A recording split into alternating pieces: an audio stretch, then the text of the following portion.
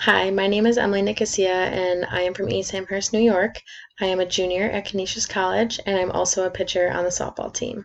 I am majoring in health and wellness with a minor in strength and conditioning. Some previous experience of coaching I have in my life is usually once a week I coach pitching lessons at Softball Central, which is a softball facility around here. And girls come in from the ages of 8 to 15, and I coach them on the fundamentals of pitching, including release point, posture, stride, and stuff like that. I also do Sunday clinics at Canisius College for the softball team. Girls come in and we help them work on catching, pitching, fielding, and hitting fundamentals.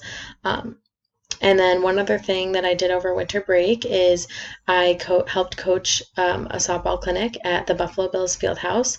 So about 100 girls came, and I helped girls learn how to work on drop steps, fly balls, finding the balls, footwork. I also worked with one of the LSU coaches and the Georgia Tech pitching coach, which is a really cool experience.